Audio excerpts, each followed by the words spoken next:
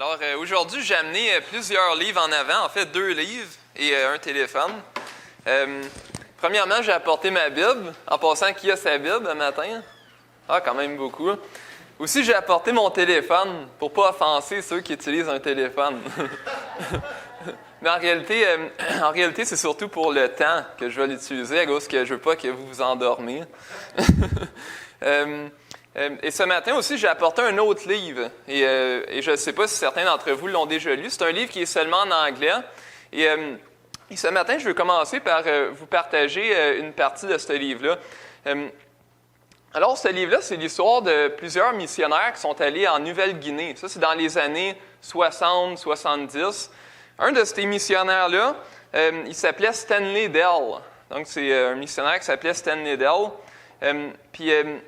Puis en lisant ce livre-là, j'ai été impressionné de voir la merveilleuse manière que Dieu y a amené l'Évangile en Nouvelle-Guinée. Puis en Nouvelle-Guinée, à l'époque, c'était des cannibales qu'il y avait là-bas, dans les années 60-70. Et Stanley Dell a été missionnaire là-bas.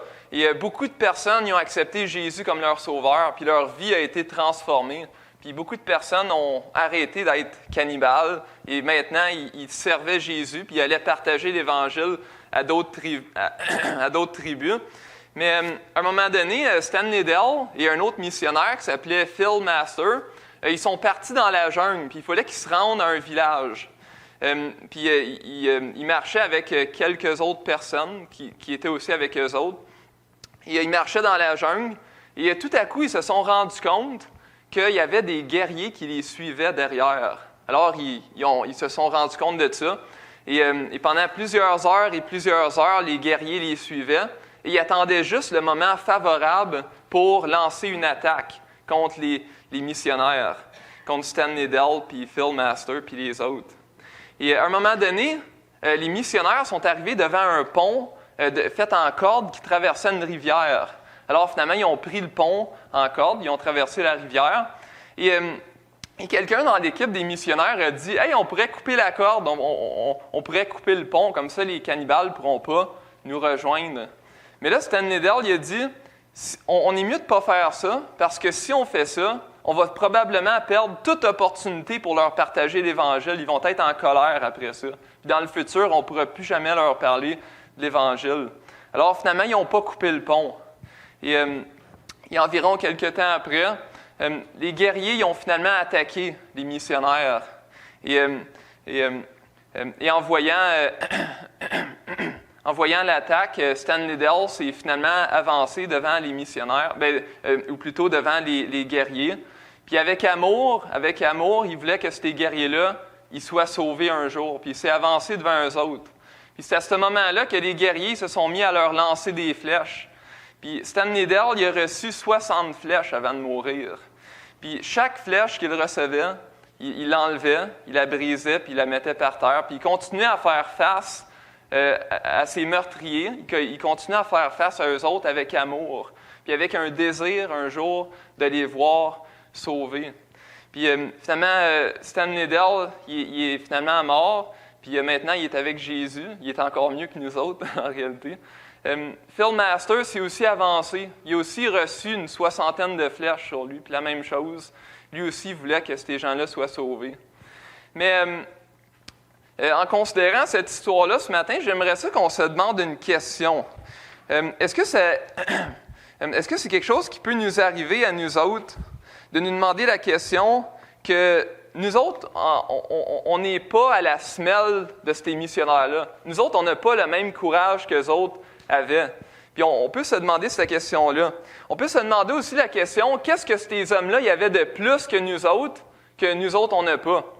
Et est-ce que c'est aussi accessible pour nous autres le courage que ces gens-là y avaient? Et la réponse que je peux vous dire ce matin avec assurance, c'est que le même courage que ces gens-là y ont eu, c'est accessible pour chacun d'entre nous autres. Et la raison pourquoi ces missionnaires-là, ils ont pu donner leur vie, ont été courageux au point de même donner leur vie, c'est que ces missionnaires-là, ils avaient appris à être des disciples. Et on sait que le thème du camp, c'est « Choisissez aujourd'hui qui vous voulez servir ». Mais ce matin, on va lire un passage, vous pouvez tourner dans Luc 9, 57 à 61. Et c'est un passage que Jésus nous enseigne comment devenir des disciples, comment le suivre. Et on va voir 4 choses ce matin, et c'est 4 choses que ces missionnaires-là avaient appris durant leur vie, et c'est 4 choses qu'on doit chacun de nous apprendre. Et bien sûr, une chose importante à comprendre, c'est qu'on ne va pas tous être des missionnaires en Afrique. Et Dieu ne nous appelle pas tous à être des missionnaires en Afrique. À un moment donné, je prêchais ce message à mon Église. Et il y en a certains dans l'Église, quand ils ont entendu ça, on n'est pas tous des missionnaires en Afrique, ils étaient contents. Ils ont dit mais Dieu, peut-être qu'il va appeler certains d'entre vous à être missionnaires. Je m'adresse aux adolescents ce matin. Peut-être qu'après ce message, Dieu va vous montrer qu'il vous appelle au ministère. Ou peut-être ça peut être des gens un peu plus âgés. Il n'y a aucune limite d'âge pour servir Dieu dans le ministère. Et c'est possible que ce matin, Dieu travaille. Et demandez-vous cette question-là ce matin, est-ce que Dieu m'appelle au ministère? Et sinon, ce message-là va autant vous parler parce qu'on est tous appelés à être des disciples, même si on a un travail séculier. On est appelés à être des disciples. Mais regardez avec moi Luc 9, versets 57 à 61. Et après avoir lu le passage, on va prier puis on va demander à Dieu qu'il bénisse ce temps dans sa parole. Alors, regardez avec moi Luc 9, verset 57. Jésus, ici au verset 57, c'est écrit « Pendant qu'il était en chemin, un homme lui dit « Seigneur, je te suivrai partout où tu iras. » Jésus lui répondit « Les renards ont des tanières et les oiseaux du ciel ont des nids, mais le Fils de l'homme n'a pas un lieu où il puisse se reposer la tête. » Il dit à un autre « Suis-moi. » Il répondit « Seigneur, permets-moi d'aller d'abord ensevelir mon Père. » Mais Jésus lui dit « Laisse les morts ensevelir leurs morts, et toi, va annoncer le royaume de Dieu. » Un autre dit « Je te suivrai, Seigneur, mais permets-moi d'aller d'abord prendre congé de ceux de ma maison. » Jésus lui répondit « Quiconque met la main à la charrue et regarde en arrière n'est pas propre au royaume de Dieu. » Alors, avant de continuer, nous allons prier. Prions. Père Céleste, on te remercie pour qui tu es, pour ta parole. Seigneur Jésus, on te remercie pour le sacrifice que tu as fait pour nous autres à la croix. Seigneur, on te prie que si certains ce matin ne t'ont pas encore accepté comme sauveur, on te prie que ça puisse être clair pour eux autres. Et on te prie aussi pour les croyants, ceux qui t'ont déjà accepté comme sauveur, que Seigneur, on puisse prendre la décision d'être un disciple ce matin ou encore renouveler notre décision et prendre vraiment cette décision qui est importante. On te prie que tu puisses équiper chacun de nous ce matin dans différentes choses qu'on va entendre. Alors, on te remet cette réunion entre tes mains au nom de Jésus. Amen. Amen. Alors, la première chose qu'on va voir ce matin, on va voir en fait 4 caractéristiques du disciple. Première chose, on va voir le sacrifice du disciple. Un disciple est amené à faire des sacrifices s'il veut être un disciple. C'est écrit au verset 57. Pendant qu'il était en chemin, un homme lui dit « Seigneur, je te suivrai partout où tu iras. » Alors ici, on voit un homme qui avait le désir de suivre Jésus. Puis ce matin, vous avez sûrement tous le désir de suivre Jésus. Sinon, vous ne seriez pas ici ce matin. Alors j'imagine que vous avez le désir de suivre Jésus. Mais la réalité, c'est que pour suivre Jésus, il faut plus qu'un désir. Il faut aussi être prêt à payer un coût pour suivre Jésus. Il faut être prêt à sacrifier des choses pour suivre Jésus, pour être ses disciples. Puis Jésus, il décrit ce coût-là à cet homme. Regardez avec moi au verset 58. Il dit, Jésus lui répondit, « Les renards ont des tanières et les oiseaux du ciel ont des nids. Mais le Fils de l'homme n'a pas un lieu où il puisse se reposer la tête. » Ici, quand il dit « le Fils de l'homme », il parle de lui-même. Ici, dans ce verset-là, il expliquait à cet homme, c'était quoi le coût qu'il payait lui-même. C'était qu'il renonçait à avoir un toit où habiter. Il renonçait à une sécurité financière. Il renonçait aussi au confort matériel. Ça, c'était le ministère de Jésus. Et pour suivre Jésus, c'est ça qu'il fallait faire. Mais bien sûr, il faut se rappeler que Jésus ne va pas appeler tous les disciples à faire ça. Jésus ne va pas appeler tous les disciples, par exemple, à vendre sa voiture, à vendre sa maison, à donner tout son argent aux pauvres, puis à le suivre. Puis peut-être que Jésus vous appelle ce matin à garder votre voiture, à garder votre maison, à garder vos biens, mais de le servir dans l'Église locale ou encore à votre travail et d'être un témoin à votre travail. Regardez avec moi dans Luc 8, 19. Dans Luc 8, 19, on voit un autre exemple de quelqu'un qui est sauvé. Et ici, en fait, ce n'est pas Luc 19, ça serait plutôt... c'est dans le chapitre 8. Mais regardez avec moi Luc 8, 38. Luc 8, 38. C'est écrit... alors ici, Jésus vient juste de guérir un possédé des démons. Il vient juste de le délivrer. Et regardez au verset 38, l'homme de qui étaient sortis les démons lui demandait la permission de rester avec lui. Mais Jésus le renvoya en disant, « Retourne dans ta maison et raconte tout ce que Dieu t'a fait. » Il s'en alla et publia par toute la ville tout ce que Jésus avait fait pour lui. Mais ici, on voit un autre exemple que lui, Jésus ne l'appelle pas à tout donner puis le suivre. Mais Jésus l'appelle, il dit, « Toi, retourne dans ta maison. » Alors, la réalité, c'est que certains sont appelés à tout abandonner et à devenir un missionnaire. D'autres sont appelés à rester dans leur maison puis à le servir dans leur maison, à être un témoignage à leur travail. Alors c'est la réalité. On peut se demander la question ce matin, est-ce qu'on est prêt à sacrifier pour Jésus? C'est important de savoir que, comme j'ai dit, on n'est pas tous appelés à être missionnaires en Afrique, mais la réalité, c'est que sans exception, le disciple est quand même appelé à sacrifier des choses. On est quand même appelé à sacrifier des choses. Et peut-être on peut penser qu'on va être appelé à sacrifier notre temps en tant que disciple. Puis par exemple, à chaque jour, quand vous lisez votre Bible, vous sacrifiez votre temps. Vous mettez à part, ça peut être 30 minutes, ça peut être 1 heure, mais vous mettez à part un temps pour lire la parole de Dieu. Alors, en tant que disciple, on est appelé à sacrifier notre temps. Ou encore, on est appelé à sacrifier notre temps quand on va à l'Église. Comme ce matin, vous auriez pu aller jouer à un sport, ou encore participer à une compétition, ou encore écouter un programme à la télé, mais on est appelé à sacrifier notre temps en tant que disciple. On peut penser aussi quand que vous partagez votre foi. Peut-être que vous êtes, par exemple, à votre travail et que vous avez une pause de 10 minutes, mais là, vous pouvez vous dire, « OK, je vais utiliser ces 10 minutes-là pour essayer de partager l'Évangile à quelqu'un à mon travail. Je vais sacrifier mon temps pour l'Évangile, pour la bonne nouvelle. » Alors, les disciples, on est appelés à sacrifier notre temps, mais aussi, Dieu nous appelle aussi à sacrifier nos richesses. Comme j'ai dit, on n'est pas tous appelés à être des missionnaires en Afrique, mais Dieu nous appelle tous, sans exception, à donner pour soutenir ceux qui sont missionnaires, pour soutenir l'œuvre missionnaire. Puis peut-être que ce matin, vous vous dites, vous vous demandez un peu comment utiliser... vous demandez peut-être la question, comment je pourrais utiliser mes biens pour l'œuvre missionnaire. Vous vous dites, comment je pourrais... vous vous demandez la question, peut-être, quelle manière que je pourrais investir. Mais la réalité, c'est qu'il y a toutes sortes de besoins dans l'œuvre missionnaire ou dans l'œuvre de l'Église locale. Il y a toutes sortes de besoins.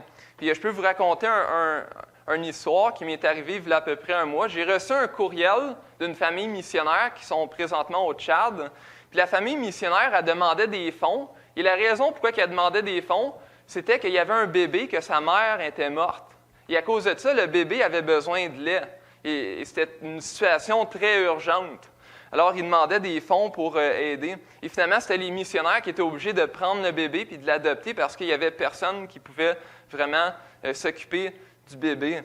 Mais malheureusement, 1 semaine après, j'ai reçu un courriel, puis finalement, le bébé il était mort. Puis finalement, il n'y a personne qui avait eu les fonds nécessaires pour nourrir le bébé. Mais la réalité, c'est qu'il y a des besoins partout. On a juste à s'ouvrir les yeux. Si on est un disciple, il faut s'ouvrir les yeux puis donner une partie de nos biens. Il faut donner, il faut sacrifier nos richesses. Mais aussi, ça peut être de sacrifier notre popularité. Puis ce matin, je vais peut-être un peu boire de l'eau, mais ce matin, je m'adresse à des adolescents qui vont à l'école. Et Et la réalité, c'est que des fois, on va devoir sacrifier notre popularité. Des fois, on va devoir partager l'Évangile aux gens. Puis parfois, ça va vouloir dire qu'on va devoir perdre des amis à cause de ça. On va peut-être être rejeté des gens. Mais Dieu nous appelle tous à sacrifier notre popularité, parfois. Ça peut être aussi de sacrifier des amis. Peut-être que vous vous rendez compte que vous avez des amis qui ne sont pas des bons amis et qui vous influencent dans une mauvaise direction. Et ça vous empêche peut-être d'être un bon disciple. Ça vous empêche peut-être de servir Jésus comme vous devriez le servir. Mais on est appelé à sacrifier parfois des amis. On est aussi appelé parfois à sacrifier des occupations. Et peut-être qu'il y a un sport ou quelque chose que vous pratiquez qui vous empêche d'aller à l'église le dimanche. Ou encore, ça peut être un travail. Mais ce matin, je peux vous dire que la priorité, c'est vraiment l'Église. Dieu a décidé de mettre l'Église locale pour qu'on puisse se rassembler le dimanche. Alors, c'est important vraiment d'être un disciple qui est prêt à sacrifier pour Jésus. Et une chose importante à réaliser ce matin, c'est qu'en réalité, on est appelé à sacrifier, et ça peut paraître quelque chose qui est difficile à faire parfois. Mais la réalité, c'est que celui qui s'est sacrifié premièrement pour nous, c'est Jésus. Puis Jésus, il a payé un très grand prix quand il s'est sacrifié pour nous autres. Il nous a donné sa vie. Il s'est offert sur une croix pour que nous autres, on puisse avoir la vie éternelle, qu'on puisse être sauvés, qu'on puisse être avec lui pour l'éternité. Alors, c'est rien de sacrifier une partie de ce qu'on a pour lui. C'est rien de se donner à lui comme un sacrifice vivant. Alors, on a vu la première caractéristique du disciple, c'est que le disciple doit faire des sacrifices. On a chanté un chant tantôt, ce chant-là, il disait « J'aime mieux avoir Christ ». Est-ce qu'on peut vraiment dire ça ce matin? Est-ce qu'on peut vraiment dire « J'aime mieux avoir Christ que tous les biens qui existent sur cette terre ». Est-ce qu'on peut vraiment dire ça? Mais Jésus, il est plus précieux que tout et parce qu'il est tellement précieux pour nous autres, on peut sacrifier pour lui. Mais maintenant, on a vu premièrement le sacrifice du disciple, mais maintenant, on va voir la priorité du disciple. Regardez avec moi au verset 57 de Luc 9. Luc 9, 57. Il dit à un autre, « Suis-moi. » Il répondit, « Seigneur, permets-moi d'aller d'abord ensevelir mon père. » Mais ici, on voit un homme, puis en pensant dans Matthieu 8, 21, c'est dit que cet homme-là était un disciple. Alors, Matthieu 8, 21, c'est comme un passage parallèle. Il dit que cet homme-là était un disciple. Donc, c'était quelqu'un qui croyait en Jésus, qui mettait déjà sa foi en Jésus. Et c'est quelque chose qui nous rappelle que pour être un disciple de Jésus, il faut mettre notre foi en Jésus. On ne peut pas être un disciple si on ne croit pas en Jésus, si on n'est pas sauvé. Mais Matthieu 8, 21 nous dit que c'était un disciple. Mais la réalité, c'est que ce disciple-là avait d'autres priorités en tête que de suivre pleinement Jésus. Puis ici, il dit, « Seigneur, permets-moi d'aller d'abord ensevelir mon père. » Alors cet homme-là dit ça au disciple, « Permets-moi d'aller d'abord ensevelir mon père. » Et ici, je crois que l'expression « ensevelir mon père », ici, ça ne voulait pas dire que son père était déjà décédé. Mais moi, je pense que son père n'était pas encore décédé, mais qu'il voulait attendre que son père décède et ensuite d'aller l'ensevelir. Et probablement qu'il ne connaissait pas le nombre d'années qu'il allait attendre. Puis peut-être que son père allait mourir dans 20 ans ou dans 30 ans, peut-être dans 5 ans. Mais il voulait faire ça avant de suivre Jésus. Il n'était pas prêt à le suivre premièrement. Il mettait son père en priorité à ce moment-là. Puis ce matin, on peut parfaitement comprendre c'est quoi que cette personne-là ressentait. Peut-être qu'elle était un enfant unique dans sa famille, peut-être que non. Peut-être que la personne elle disait « Ouais, mais si je suis Jésus, c'est qui va s'occuper de mon père? Mon père, il a besoin de moi. J'ai besoin de m'occuper de lui. Je suis peut-être le seul à pouvoir s'occuper de lui. » Mais Jésus, il connaissait parfaitement le cœur de la personne. Puis Jésus aussi, il savait très clairement qu'il pouvait se servir de d'autres personnes pour s'occuper de son père. Cette personne-là, elle avait reçu l'appel de suivre Jésus. Puis Dieu pouvait pourvoir quelqu'un d'autre pour s'occuper de son père. C'est pour ça que Jésus il répond au verset 60, « Mais Jésus lui dit, « Laisse les morts ensevelir leurs morts, et toi, va annoncer le royaume de Dieu. » Puis on peut se demander ici la question, c'est qui les morts? Jésus il dit, laisse les morts ensevelir leurs morts. On pourrait dire, laisse les morts s'occuper de ton Père et ensevelir ton Père. Mais ça, c'est qui les morts? Ici, je pense que Jésus il faisait référence à ceux qui sont morts spirituellement. Il y a des gens qui n'étaient pas sauvés à ce moment-là. Fait que Jésus, ici, était en train de dire qu'il pouvait même se servir des gens qui n'étaient pas sauvés pour s'occuper de son Père. Mais la priorité pour le disciple, pour lui, c'était, comme il dit, toi va annoncer le royaume de Dieu. Ça, c'était la priorité que Jésus donnait à ce disciple-là à ce moment donné-là.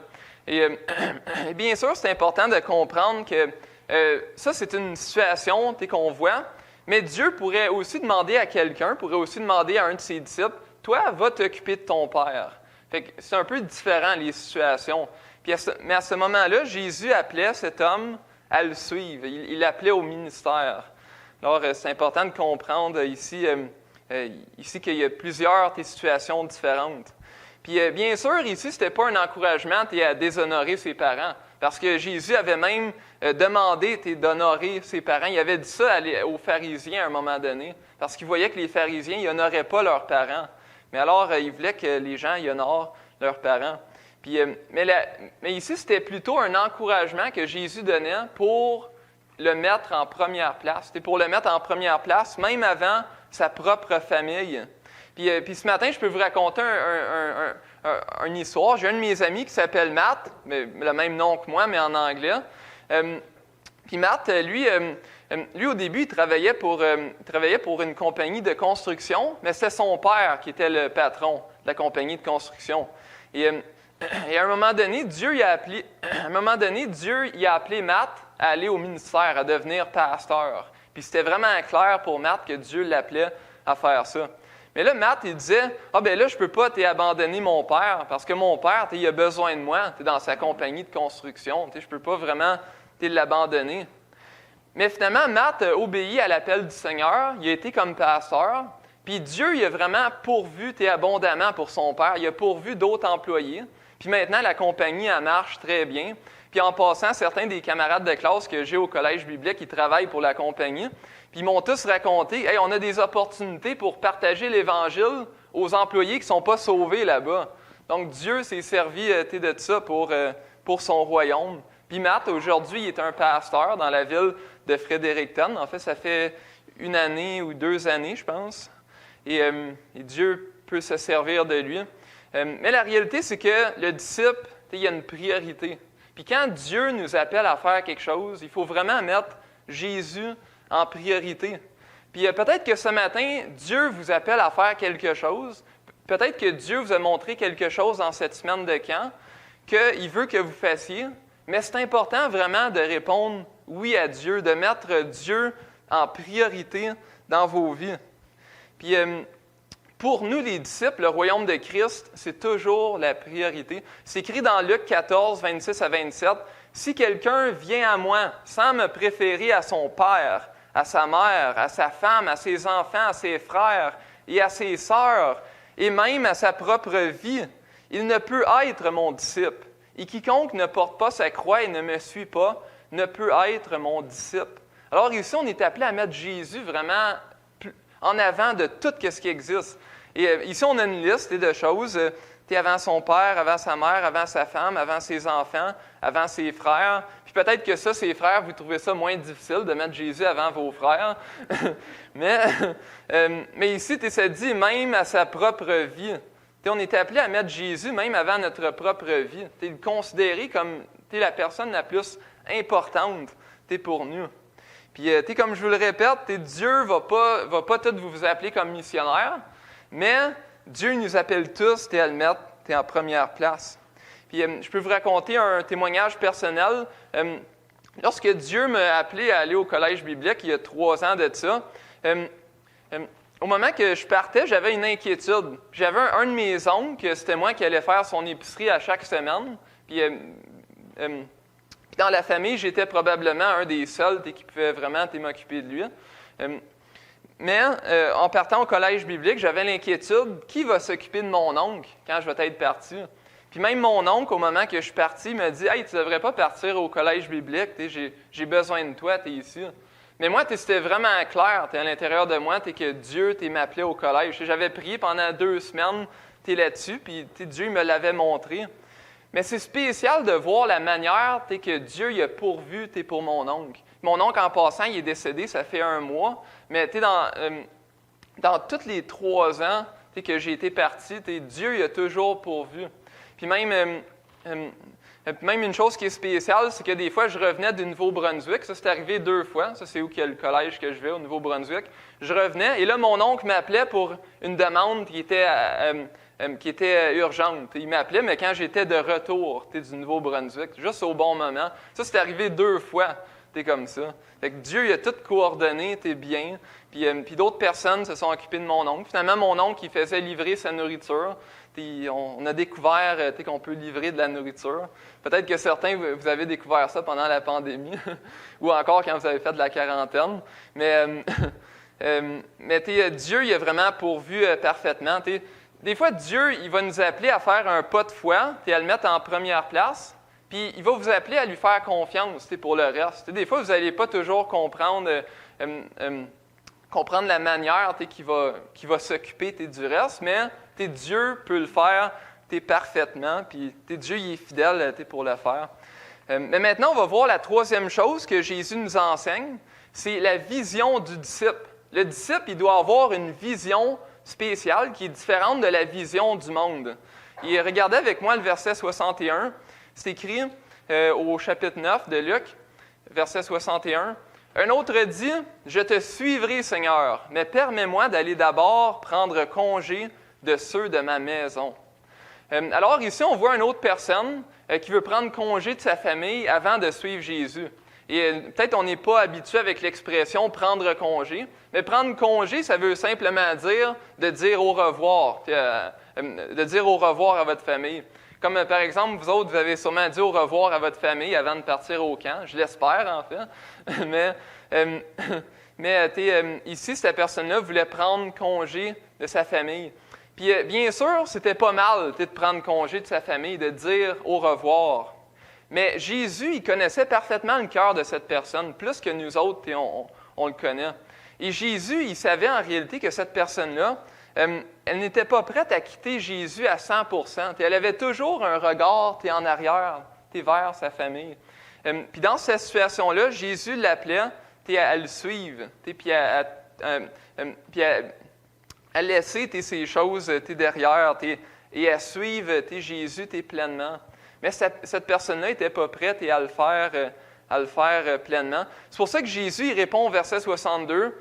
Jésus lui répondit, « Quiconque met la main à la charrue et regarde en arrière n'est pas propre au royaume de Dieu. » Alors, vous avez sûrement déjà vu dans des films une charrue. Ça, c'est un ancien instrument pour labourer la terre. Donc, c'était 2 poignées avec une pièce de métal qui servait à labourer la terre, qui était tirée par des bœufs à l'époque. Et c'est ça, Jésus ici utilise cette illustration-là pour dire que celui qui met la main à la charrue et regarde en arrière n'est pas propre au royaume de Dieu. Pour utiliser cet instrument-là, il fallait regarder en avant. Il fallait regarder où c'est qu'on s'en allait. Aussi, il fallait regarder s'il y avait une pierre pour ne pas trébucher dessus. Il fallait toujours regarder en avant quand on se servait de cet instrument-là. Mais de la même manière, quand on suit Jésus, c'est toujours important de regarder à la bonne place, d'avoir la vision que le disciple doit avoir, de regarder à Jésus, de regarder au royaume de Dieu, de regarder aux choses qui sont dans les cieux et non à celles qui sont sur la terre. C'est important d'avoir la vision du disciple. Puis par exemple, peut-être certains d'entre vous, vous avez déjà une voiture et vous conduisez, et vous savez très bien que quand vous conduisez une voiture, il faut toujours regarder en avant. Et il m'est arrivé, il y a 1 mois, d'être avec un de mes oncles, et lui, il conduisait, puis cet oncle-là, il vient de cette île, et mais il avait grandi ici. Il avait grandi ici, et il conduisait ici, puis il regardait les champs. Ça lui rappelait beaucoup de souvenirs de son enfance. Puis à un moment donné, j'ai vu que la voiture allait dans le fossé, Et j'ai juste dit fait que là, il est revenu. J'ai rien dit d'autre. J'ai rien dit d'autre. J'ai comme eu une peur à l'intérieur de moi. J'ai juste dit là, il est revenu. Mais la réalité, c'est que quand on regarde vers une direction, c'est là qu'on va aller. C'est pour ça que Jésus a dit dans Matthieu 6, 21, qui était un des versets qu'on a appris par cœur, il a dit « Car là où est ton trésor, là aussi sera ton cœur. » De quoi où qu'on regarde, c'est quoi notre trésor? Qu'est-ce qu'on regarde? Qu'est-ce qui est notre trésor? C'est ça qui va déterminer c'est quoi que notre cœur va adorer. Puis pour le disciple, on doit regarder vers Jésus. Regarder vers Jésus. On doit être un peu comme l'apôtre Matthieu, que quand que Jésus l'a appelé, Matthieu il a laissé son bureau de péage, puis il a suivi Jésus à 100%. En tant que disciple, on doit avoir cette attitude-là, de regarder à Jésus. Puis peut-être que ce matin, Dieu vous appelle à garder votre travail, à garder votre maison, à garder votre voiture. Mais même si c'est le cas, Dieu nous appelle quand même à regarder vers lui, le mettre vraiment sur notre champ de vision, premièrement.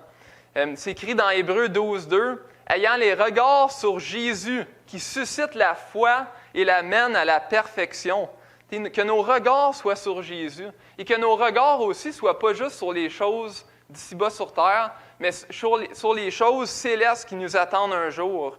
C'est écrit dans Philippiens 3, 20 et 21, « Mais nous sommes citoyens des cieux. » Ça veut dire qu'on n'est pas citoyens d'ici-bas sur terre. On n'est pas chez nous ici. On le sait qu'un jour, on va être avec Jésus. On est citoyens des cieux, d'où nous attendons aussi comme sauveur le Seigneur Jésus-Christ, qui transformera le corps de notre humiliation en le rendant semblable au corps de sa gloire, par le pouvoir qu'il a de s'assujettir toutes choses. On a les yeux vers celui qui nous a sauvés, celui qui nous a rachetés, puis celui avec qui on va passer l'éternité. Puis un jour, on va régner avec lui, ça va être tellement merveilleux. Maintenant, on peut se demander une question.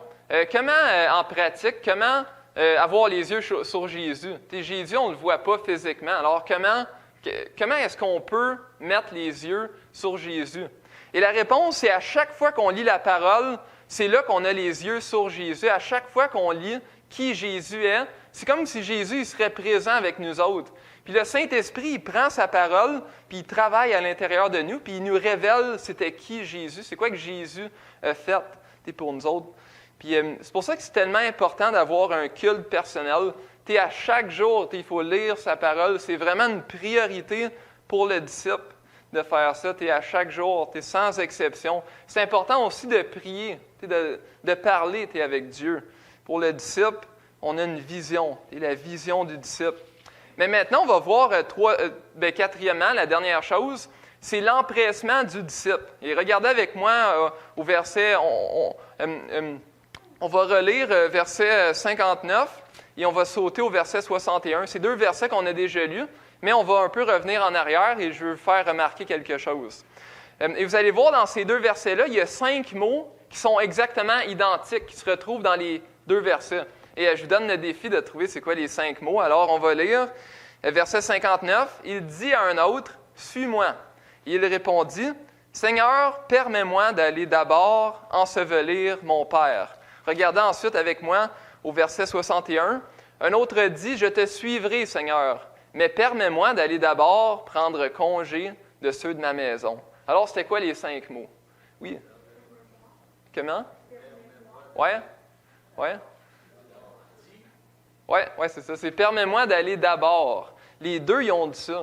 Et puis Jésus, il leur demandait de suivre, mais ces deux personnes-là, il y avait quelque chose qu'ils voulaient faire d'abord. Ils n'étaient pas empressés de suivre Jésus. Mais le disciple, on doit avoir cet empressement. On doit vouloir faire ce que Jésus nous demande de faire, de le faire même d'abord, toute chose. Mais on voit ici que ces deux personnes-là, ils remettaient à plus tard. Puis malheureusement, beaucoup d'entre nous autres, on a déjà remis à plus tard des choses que Dieu nous a demandé à faire. Et je dirais même, tout le monde ici, on a probablement remis à plus tard quelque chose que Dieu nous a déjà demandé à faire. Mais Dieu, il veut qu'on le fasse tout de suite. Quand il nous demande de faire quelque chose, il veut vraiment que ça soit tout de suite. Il veut qu'on soit des disciples excités de faire sa volonté. Il veut qu'on soit des disciples pleins d'empressement. Une réalité, c'est que des fois, les chrétiens, on se dit, OK, Dieu m'appelle à faire quelque chose, je pourrais le faire après. On est un peu comme les deux personnes ici.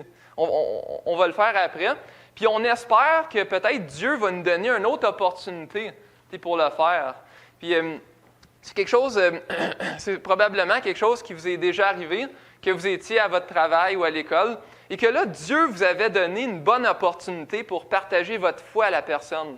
Mais là, vous vous êtes dit, « Ah, pas aujourd'hui, je le ferai une autre fois. » Mais finalement, peut-être vous n'avez jamais eu encore d'opportunité pour parler à la personne. Et malheureusement, c'est quelque chose qui m'est arrivé. Et c'est quelque chose qui est triste. C'est que des fois, on pense que Dieu va nous donner une autre opportunité. Mais Dieu, lui, qu'est-ce qu'il veut? C'est qu'on soit plein d'empressement. Il veut qu'on le fasse d'abord. Il veut qu'on fasse d'abord. Puis bien sûr, Dieu, des fois, donne des secondes opportunités. On le voit, par exemple, dans la vie de Jonas. Jonas, il avait dit, premièrement, non à la volonté de Dieu. Finalement, Dieu l'avait un peu tiré d'une manière très spéciale. Puis finalement, il l'avait ramené à sa mission qu'il l'appelait à faire. On pense, par exemple, à Pierre. Pierre, lui, c'était un peu différent. Pierre, il était confiant en lui-même. Puis il disait à Jésus, « Je vais aller avec toi jusqu'à la mort. » Pierre, il disait ça. Mais durant la soirée, Pierre a renié Jésus, puis il ne voulait pas avouer qu'il se tenait avec Jésus. Mais Jésus l'a restauré.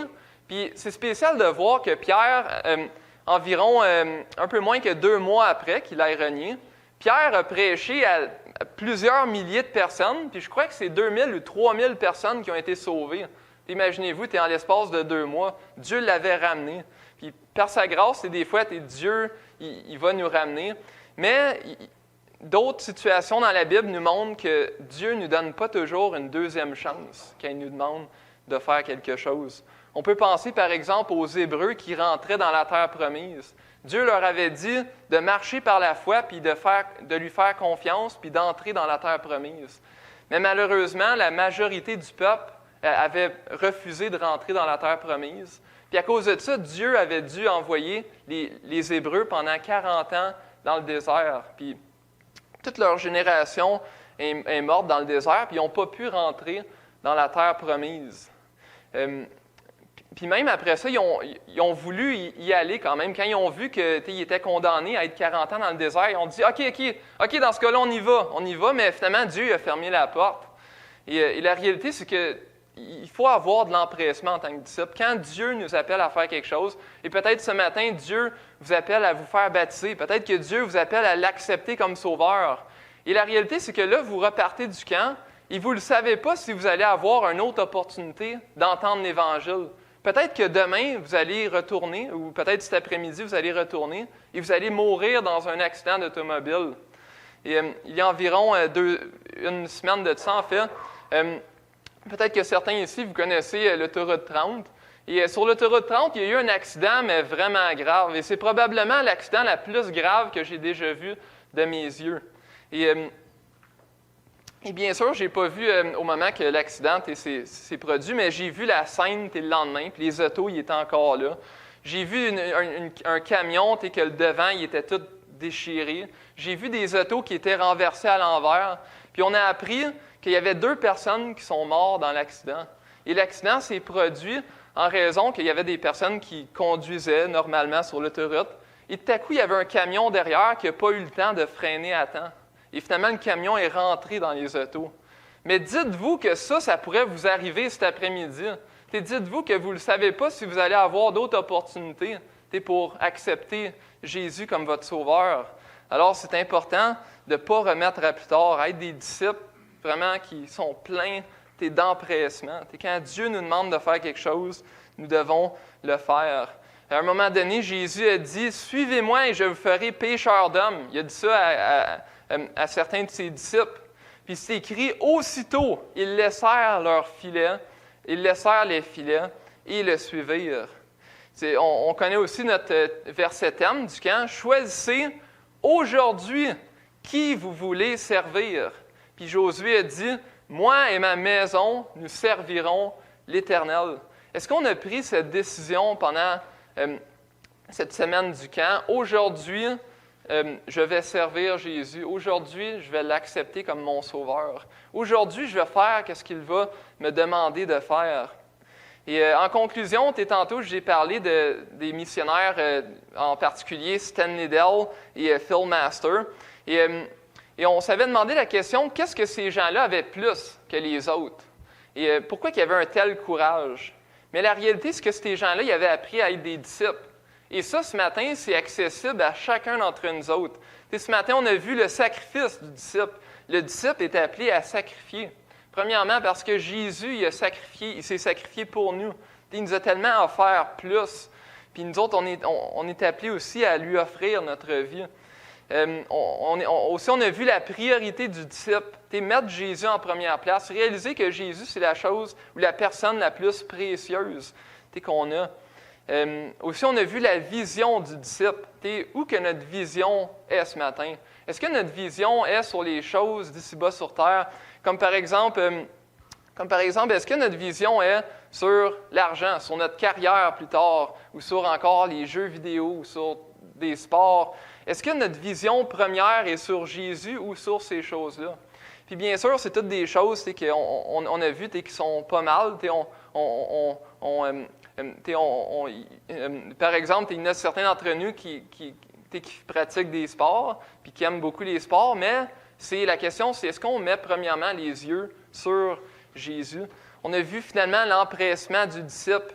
En tant que disciple, on doit dire à Dieu oui, immédiatement. Peut-être que Dieu en appelle certains au ministère un jour. Peut-être que Dieu vous appelle à rester là où vous êtes. Puis gloire à Dieu pour les deux. C'est deux choses qui sont merveilleuses de la manière que Dieu nous dirige à chacun. Mais peu importe aussi que Dieu vous appelle, c'est toujours important d'apprendre à être un disciple. Alors finalement, on va prier puis on va remettre cette réunion entre les mains du Seigneur, le reste de cette réunion. Père Céleste, on te remercie pour ta bonté envers nous autres, pour aussi ta patience parfois. Seigneur, on te remercie pour ce message. Seigneur, on te prie que chacun d'entre nous, on apprenne à être des disciples, qu'on marche pour toi, qu'on te voit en première place dans nos vies. Seigneur, on te prie que chacun de nous, on soit aussi fidèle à lire notre Bible à chaque jour et à apprendre plus de toi. Alors, on te remet cette réunion entre tes mains et on te prie pour le reste de cette journée. Au nom de Jésus, Amen.